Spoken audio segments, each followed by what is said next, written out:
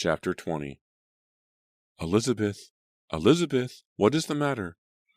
Elizabeth heard the alarmed voices of her mother and father as the flames died away. She shook her head and opened her eyes. The fire disappeared. The room came into focus, as did the platter of turkey, her family. Everything seemed normal. Elizabeth, what happened? Her mother asked. Elizabeth groped for a chair and sat down. It is nothing, Mother, really, she said. The flames were already fading from her memory. I just felt faint for a minute. I am all right now. You need something to eat, said Mrs. Fear. You are probably right, said Elizabeth. I am very hungry. For the rest of the evening, Elizabeth felt fine. There were no other strange incidents. Soon she forgot all about the frightening sensation of fire. A few weeks later, the flowers in Elizabeth's garden were beginning to sprout. As for the strange pendant she had found there, it was now her favorite piece of jewelry. She never took it off. The Fears were sitting down to supper on a warm June evening. Elizabeth was just passing a dish of fresh peas to Simon. Suddenly, they heard a knock on the door. Who could that be? Asked Mrs. Fear, filling their glasses with water. I will answer it, said Elizabeth. She stood up and hurried to the door. There, in the fading light, stood a tall, ragged man. The sight of him startled Elizabeth. His broad-brimmed straw hat was caked with dirt, and sat low over his gaunt face. His black jacket and trousers were faded and hung loose on his skeletal frame. His boots were worn thin. His eyes, hard and guttering, stared at the disc around Elizabeth's neck, but he said nothing. He must be a poor drifter, Elizabeth said to herself, collecting her thoughts. But why does he not speak? What do you want? She asked him. He raised his eyes from the pendant to Elizabeth's face. Then he moved his cracked lips. Please help me, he pleaded in a weak voice. I am hungry. Can you spare any food or water? As Elizabeth glanced back at her family's bountiful supper, the drifter added, I will gladly do a day's work in return for a meal. Mr. Fear came to the door and stood behind his daughter. Please come in, he said to the drifter. We were just sitting down to eat, and we have plenty to share. Thank you, sir, said the drifter. He smiled through his dry lips and stepped inside. Elizabeth watched him sit down and take a plate of food. His hands are bony, she thought with pity, and he looks sick. That must be what makes his eyes glitter so. The poor man! First, the drifter drank 2 full glasses of water. Then he began to eat, rapidly shoveling the food into his mouth. He said nothing until he had eaten every morsel on his plate. Elizabeth struggled not to stare at him as he gobbled up his food.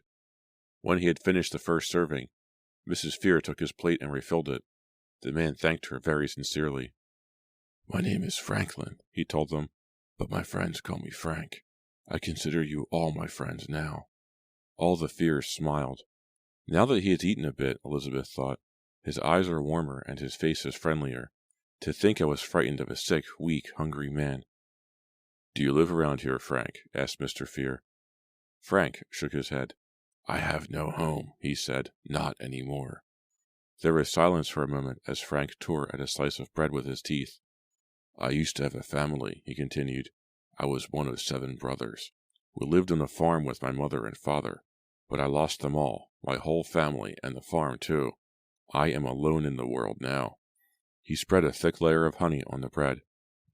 Now I roam around, picking up work where I can find it, but sometimes there is no work to be had, and when there is no work, there is no food. Why don't you settle down somewhere? Mrs. Fear asked. I would, ma'am, Frank said. I certainly would. I would settle down anywhere on earth if I had a good reason to. He lifted his gaze from his plate.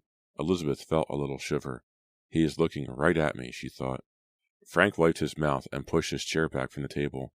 That was a delicious supper, he said, standing up. I thank you very kindly for it. Now, I feel ready to do just about anything. You named a task, and I will do it for you. Oh, no, Frank, Mrs. Fear protested. We would not think of making you work for your supper. We were glad we could help. Nevertheless, ma'am, Frank said, I would feel better if I could do something for you. We do not need anything done, said Simon, but you could use a good hot bath, I bet. Oh, no, said Frank, I could not trouble you. But the Fears insisted, and Frank had to accept. While their mother cleaned up the supper dishes, Kate and Elizabeth got the wooden bathtub out of the pantry and set it on the kitchen floor. They boiled water and poured it into the tub. Then the women left the room so Frank could take a bath. Simon left a clean suit of clothes for him on a chair. Elizabeth paused at the door on her way out of the kitchen. She turned around just as Frank was taking off his dirty, tattered shirt. The movement of his arms made the muscles ripple through his back. Embarrassed, Elizabeth hurried out. She hoped Frank did not know that she had had a glimpse of his bare back. It was not a proper sight for a young lady. All the Fears waited for Frank by the fire in the parlor. Kate bent over her needlepoint, and Elizabeth worked at her knitting. Kate's birthday was coming up, and Elizabeth had decided to knit a scarf for her. Elizabeth glanced up, startled by a noise at the parlor door. There stood Frank, fresh from his bath. Elizabeth had to stop herself from gasping out loud at the change in him. She realized that he was probably 10 years younger than she had thought at first, closer to 20 than 30. His face had taken on a new warmth, now that he was clean, fed, and rested. His hair was neatly combed, and Simon's borrowed clothes fit him elegantly. He is handsome, Elizabeth realized. Very handsome. She suddenly became aware of the weight of the amulet hanging from her neck, and the coolness of the metal against her skin. She held it in her palm, and it grew warm. Frank says he is just a drifter, Elizabeth thought, as she watched him take a seat by the fire. But there is more to him than that. He did not tell us much about his family, or say where he comes from. Who is he, really? She would soon find out. Frank leaned back against a cushioned chair by the fireplace, grinning at the Fear family gathered around him.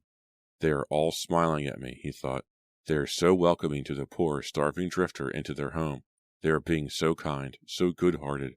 They will take me in, he mused, and they will nurse me back to health. As I get stronger, I will help them out around the house, entertain their sweet daughters and their lonely son. Soon they will begin to trust me, and before they know it, depend upon me. They will all love me, all 5 of them, like a brother and like a son. Mrs. Fear offered him a cup of hot coffee. It is beginning already, he thought. I can see the warmth shining in their eyes. They want to help me. They are beginning to love me. I will wait. I will wait until they all love me as much as they love one another. I will wait and endure it all. Then I will turn on them, and that will make it all worthwhile. I will enjoy the shock and terror in their faces. It will make up for everything my family suffered at their hands, and all the pain I have endured to find them. I, Franklin, the last of the goods. Chapter 21. Frank finished his coffee. Then he stood up, stretched, and smiled at the Fears. Thank you all for everything, he said. You were very kind, but you must be getting tired, and I am keeping you. I will be moving on now, so you can go to sleep. You are leaving? Said Kate. Oh no, Elizabeth thought. He cannot leave. Not yet. I have imposed on your hospitality long enough, Frank said modestly. You had better be careful. If you are too kind, you will have ragged drifters like Franklin Good at your door every night. Mr. Fear chuckled at that. He put a hand on Frank's shoulder and said, We cannot let you go off into the night this way. You must spend the night here, with us. I insist. Please, Frank, said Mrs. Fear. I will not get a wink of sleep if you leave now. I will worry about you all night. Well, said Frank, pretending to think it over, I would not want to interfere with your sleep, Mrs. Fear. I will be glad to stay, but just for tonight. Then I will be on my way. Hooray! Elizabeth thought to herself secretly. He is staying. Mrs. Fear sent Elizabeth to get the guest room ready. He is so brave, Elizabeth thought as she tucked a fresh linen sheet under the pillow. He is strong and self-reliant. She paused, remembering the ripple of muscle she had seen on his back. The memory gave her goosebumps. Franklin Good, she thought, and then she could not help herself. Mrs. Franklin Good. She turned the sound of it over in her mind. It is a nice name, Elizabeth thought. A very nice name indeed. Elizabeth heard the heavy blows of an axe in the backyard as she made her way to the kitchen window to peer out. There was Frank, wearing Simon's work clothes, chopping wood. When he raised the axe above his head, the metal glinted in the sun. It is a warm day, Elizabeth thought. Frank must be very thirsty. So she poured a glass of cool water and took it to him. Frank smiled at the sight of her. He gave the log one last blow, then set down the axe. He took the glass from Elizabeth's hand and drank down the water without a word. Then he returned the empty glass to her, saying, Thank you very much, Elizabeth. You must have read my mind. I just thought you might be thirsty, that is all, she replied. Frank sat down on a pile of logs and gazed up into Elizabeth's face. She found herself blushing. Have you ever seen the sea, Elizabeth? He asked. She shook her head. I have never been out of this town. Well, I have been to Worcester once or twice. Some day soon, Elizabeth. You must see the ocean. If you have not seen it yourself, you cannot imagine it. It is so wild and so beautiful. On a clear day, the ocean is a dark blue-green color that is so hard to describe. But your eyes... He stared intently at her face. Elizabeth's eyes were locked onto his. His gaze was hypnotic. But what? She asked him. What about my eyes? Your eyes, Frank said. Your eyes are the only thing I have ever seen that are the same wild color as the ocean. Elizabeth's heart fluttered. She had never heard anyone speak that way before. It is as if he is speaking directly through his heart, she thought. I am just about finished chopping wood, Frank said. I would like to take a walk to look around. Would you do the honor of accompanying me, Elizabeth? I would love to, she replied, though I warn you. You will be disappointed. There is not much to see in town.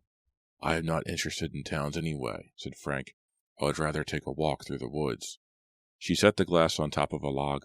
He offered her his arm, and she accepted it. They walked across the grass of the back lawn to the woods that stood at the edge of the Fear property. The woods were magical that day.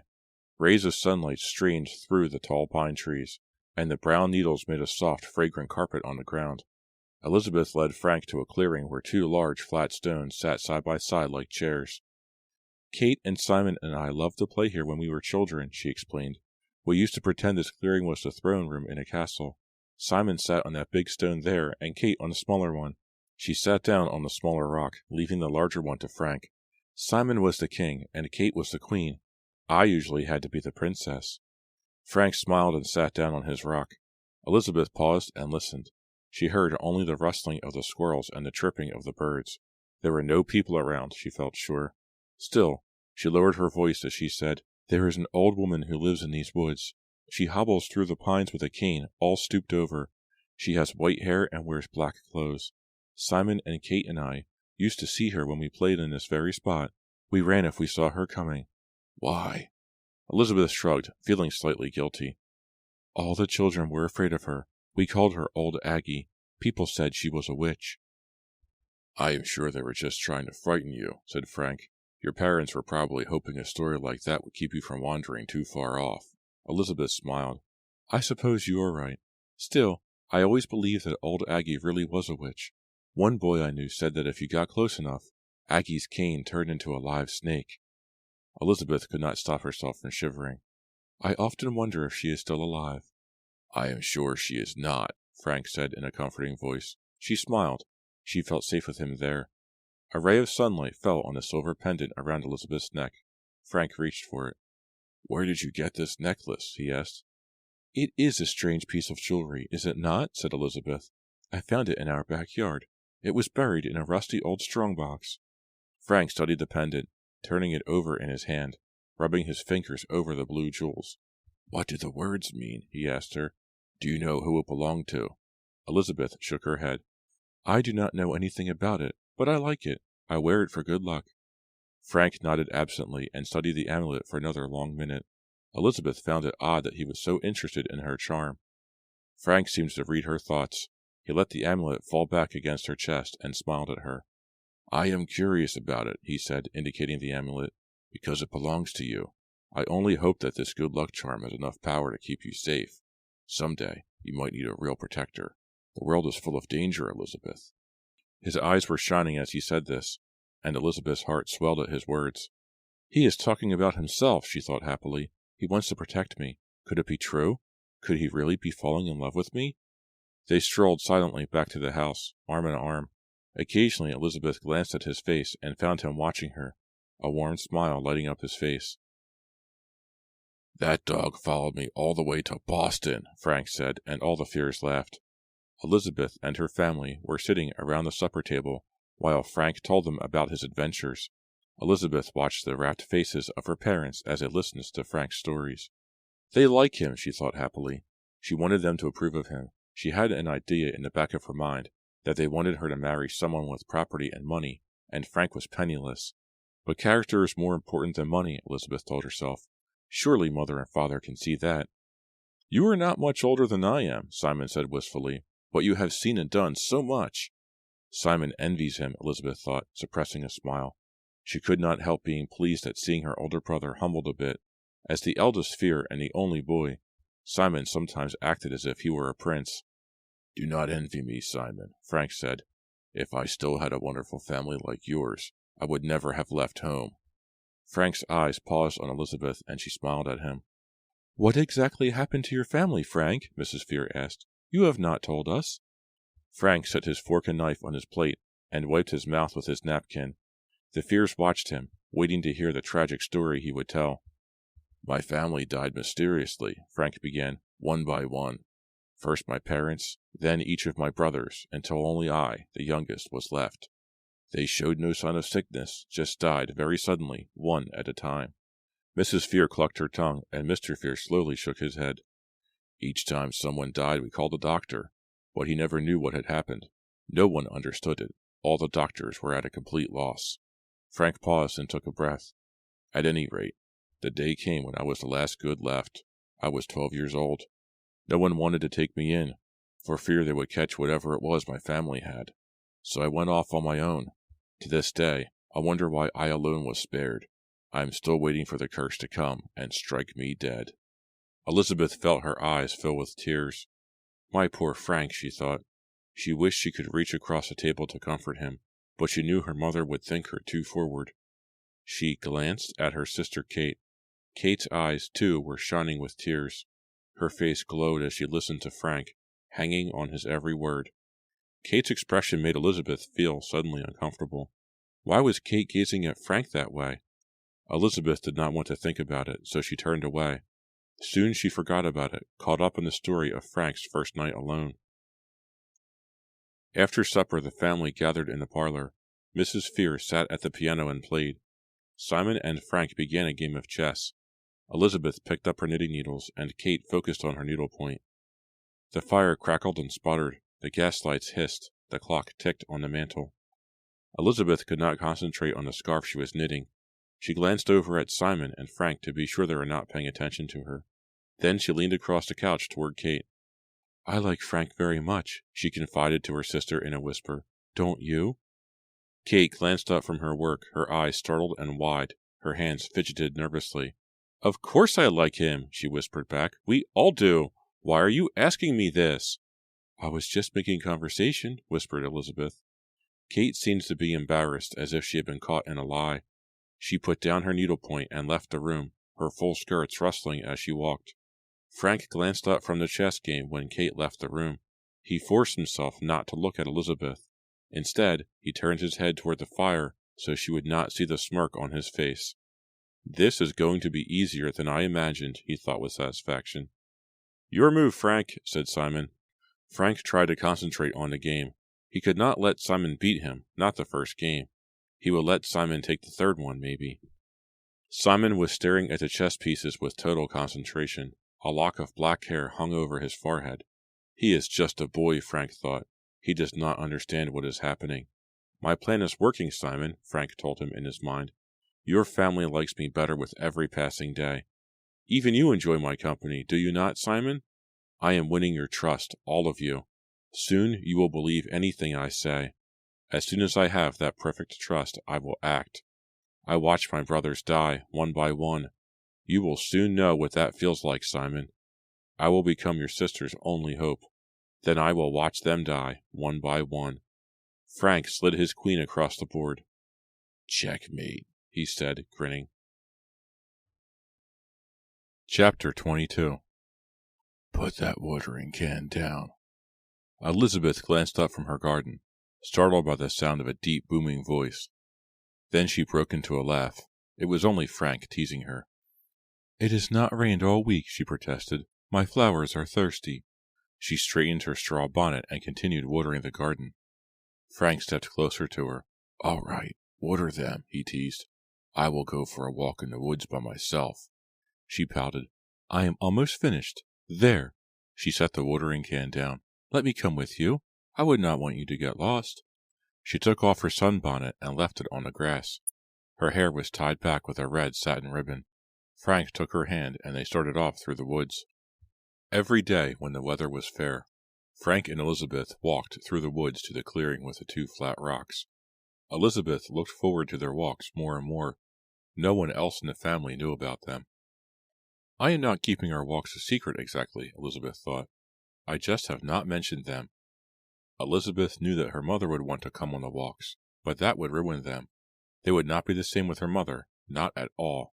Anyway, Frank has never done anything improper, she thought. I have no reason to worry. Now they had reached the clearing. Elizabeth sat down on her rock, the smaller one, but instead of sitting on his rock, Frank lingered behind her. Elizabeth felt a gentle tug in her hair, and then felt it fall loose about her shoulders. She sighed. Frank had untied the ribbon from her hair. She leaned back against him. Frank playfully draped the red ribbon across her throat. She giggled. He tugged on it lightly. She giggled again. Then Elizabeth sat still, quivering with excitement, waiting to see what would happen next. Behind her, just out of sight, Frank held the 2 ends of the ribbon in his hands. He wound each end around his index fingers. Elizabeth sat in front of him, trusting her fate to him, completely in his power. He smiled. Then he tugged on the ribbon, preparing to strangle her. Chapter 23. A twig cracked nearby. Frank froze. Elizabeth's body tensed. She heard the snap of another twig. Then the shuffle of someone moving through pine needles. Someone was close by. The ribbon fell from Frank's hand. Elizabeth climbed to her feet and clutched at his arm, her eyes scanning the woods. The shuffling noise moved closer. Then Elizabeth saw a stooped figure walking slowly and steadily their way. A white-haired old woman, dressed all in black, hobbled through the pine needles, a cane poking the ground in front of her. Elizabeth gasped. "Aggie!" She grabbed Frank's hand and pulled him through the woods, back toward the house. She did not look back, and she did not stop until they were safely in her yard.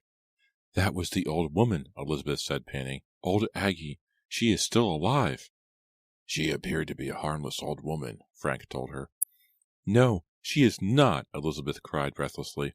"Somehow, I know she's not just a harmless old woman. There is something different about her." Frank took Elizabeth in his arms and held her tight. She closed her eyes and rested her head against his chest, catching her breath. She felt safe now. I will always feel safe with Frank, she thought. Calm at last, she lifted her head and smiled. "It is too bad old Aggie came along," she whispered. "She spoiled such a lovely afternoon." Frank hesitated a second, then smiled.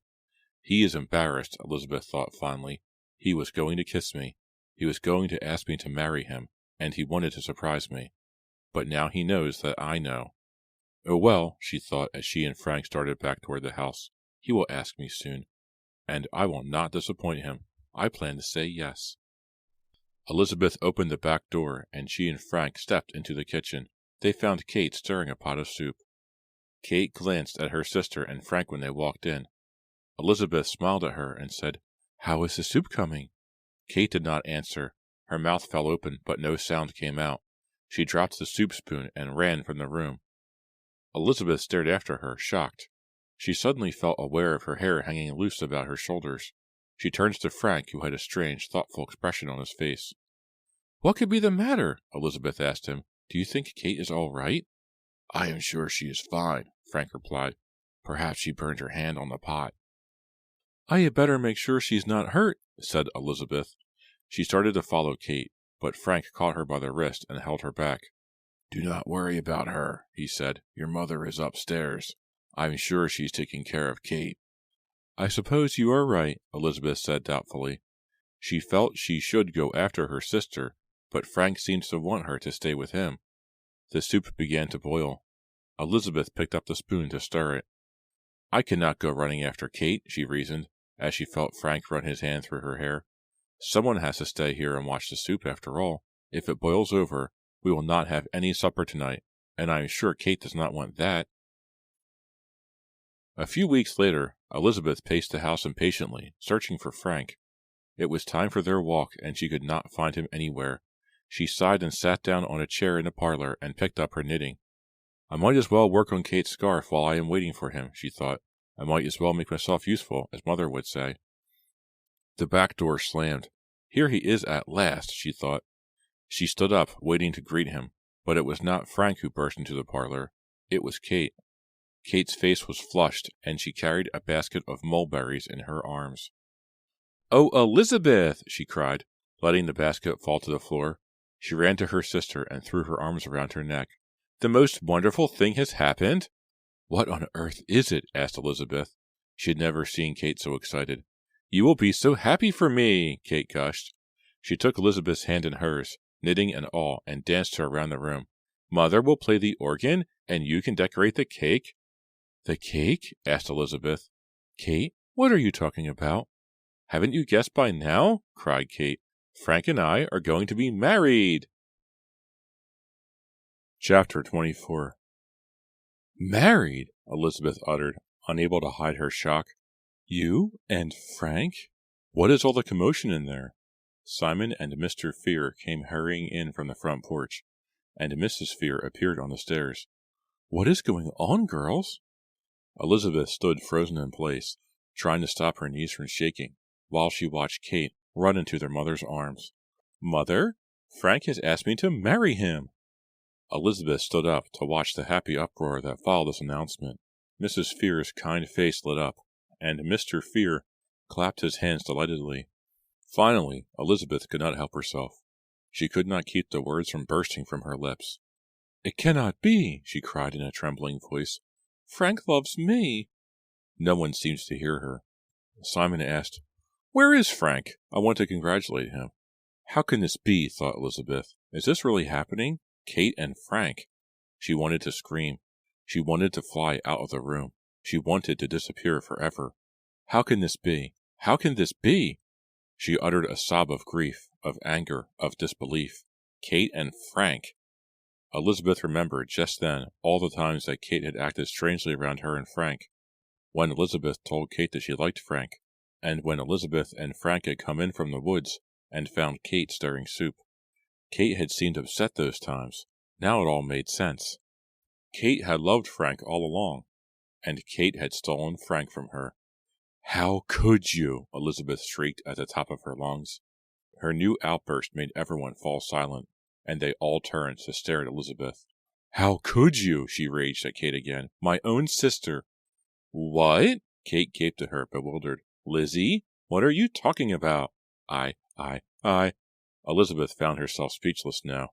Afraid of the intense anger she felt, afraid she might explode from rage, she tightened her fists around the knitting needles and ran from the room. "I must find Frank. I must find Frank," she told herself, as violent sobs escaped from her throat. She pushed blindly through the kitchen, out the back door, and into the woods. Behind her, she could hear Kate calling her name. Elizabeth ignored her. Frank was all that mattered. Kate could not be trusted. "Frank!" she screamed. "Frank!" Her feet padded over the brown carpet of pine needles. Sharp branches tore at her skin, but she barely noticed. Elizabeth had almost reached the clearing when she realized she was still clutching Kate's unfinished scarf and her knitting needles. She tossed them onto the ground and kept running. "Frank!" she called. Far behind her, she could still hear Kate's worried call. "Elizabeth! Elizabeth!" Simon and his parents were left standing in the parlor in a daze. None of them understood what had just happened. Wasn't Kate's announcement a joyful one? At last, Mrs. Fear said, "Simon, run after the girls and see what this is all about." Simon nodded and started after his sisters. He heard voices ringing through the woods. They were his sisters' voices. No sign of Frank. Simon could not help wondering where Frank was all this time. He tried to follow the voices, but they seemed to come from all directions in the thick woods, like bird calls. Then, suddenly, there was a blood-curdling scream. Simon froze. The woods fell silent. Silent as death. What was that? Where had it come from? He ran in the direction of the scream. Soon he found himself in a clearing. He recognized it as the place where he and his sisters had played as children. Simon's eyes frantically searched the clearing. Who screamed? Why? Behind the bigger of the two rocks he saw something dark. Simon squinted hard until it came into focus. A pair of dainty black high-button boots. He took a step closer, his heart beating wildly. The ground seemed to tilt under him. Taking a deep breath, Simon peered behind the rock. Oh! He gripped the top of the rock as his eyes landed on Kate's body. She lay sprawled on her back, her light brown hair spread out around her like a halo. Her pale blue eyes were open, reflecting the sky. Simon gripped the rock till his hand hurt. Kate? Kate? She did not answer. She stared up lifelessly, a knitting needle plunged through her heart.